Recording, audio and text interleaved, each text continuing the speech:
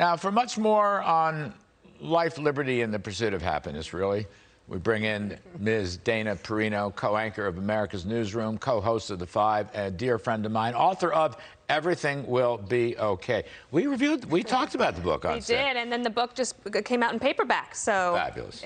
I still believe everything will be okay, but Fred Fleitz has me questioning that. Well, when he says that we're far away from a peace deal there. Well, I think he's right. But he's right. But see, you know, you can't have pure equity in life. So your book is selling like hotcakes. And you got a paperback edition. So you're going to make more royalties and more money. Let's hope. Okay, that's great. You're going to have much more than I made when I did my book about JFK. Now, I think that's downright unequal, Dana Perino. Oh, should we call the government? It doesn't trouble me, but I'm just saying it's very unequal that you're going to be wealthier than I am. I sincerely doubt that, Larry. I think that you know what's going on here. I mean, you're on Fox Business. Yes. I'm on the News Channel. Yeah. Go ahead. Tell you who has the money. But I'm not going to tax you for it. In fact, I don't hold it against you. But the left does. Wokeism is all about that nowadays. Yeah. I mean, I think that when you were saying in your monologue about the budget is a value document, right? You describe what your values are in the document. And when you're talking about climate change and equity and not talking about things that really matter to people, for example, crime, inflation, gas prices, and the southern border, for example, you show people exactly what you value. 100 times they mentioned the word equity. I mean, like I say, I wanted to win Wimbledon, but there's probably a million tennis players better than me around the world. I mean, you just have to live with that. What is it about the left that they don't understand that easy principle?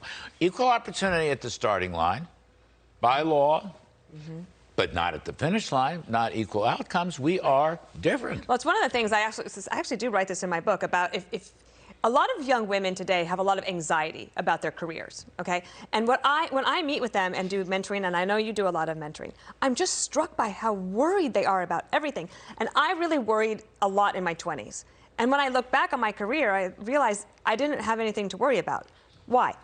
I'm an educated American woman, work very hard, I'm the love of my family, I am grounded. So all I had to decide to do is how hard do I want to work? Because so many women had come before me to break glass ceilings. And so now you look at women are more likely to be getting better grades. They're also making more money as young women than some of their male counterparts in many of these cities around the country. And their prospects are very good. So you already won life's lottery if you are here. And when the government tries to overreach, that's why I think you see that women and independents and Latinos, and blacks to some extent, pulling away from the Democratic Party. I don't want the government to punish success of any kind. I don't know why any level-headed, intelligent person believes the government should punish success, which is really what they're doing. I mean, it's socialist doctrine. I think the country's turned away from, to it. I would love to have a car like Larry's, to I want Larry's car. Oh, ooh, righto. That's right. That's a great way to put it. You know who always says that to me? My husband explains socialism to me that way. That's really quite good. We're going to have him on. Is he available? You should. He would love it. He'd love it. Let me go kind of a step further. It's a little different, but not so different. You remember Michael Kinsley. He was a co-host of Firing Line, and he wrote the best. He was really a very clever, smart guy. He was on the left side, but not crazy left ever. Very smart fella. So I'm borrowing from a column today, William Galston's column today. Here's what Kinsley said. This is about presidential statements and gaffes. It's great fun.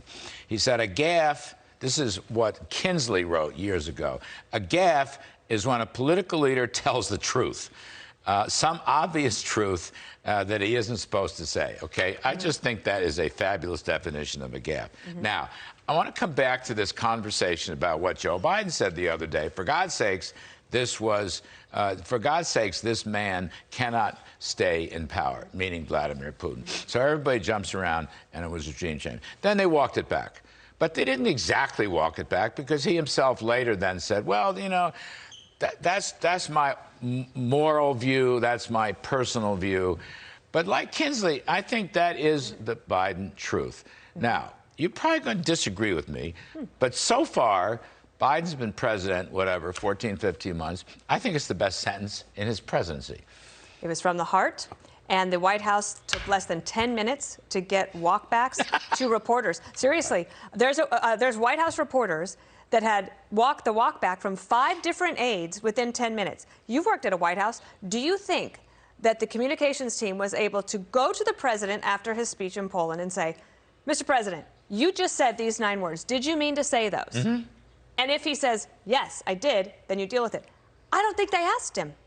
So now he's in this position where we have weakened the president on the world stage, and maybe he shouldn't have said what he said. But then I think they go a step further when they say he's speaking in his personal capacity. That is ridiculous. This is a speech on the world stage, the most important speech so far of Biden's in Poland, on the world stage where everybody's watching, the adversaries, your allies, your military, your moms and dads. And at the end, you say this line, and then the White House tries to say he was speaking in his personal capacity. Do you remember when they said that about Rochelle Walensky of the CDC? Yes. When she said that about the schools? You're not allowed to do that when the backdrop says CDC, and you're speaking in front of it. That is not your personal capacity. And look, anything in a sense. Now, you were the press secretary, and a darn good one.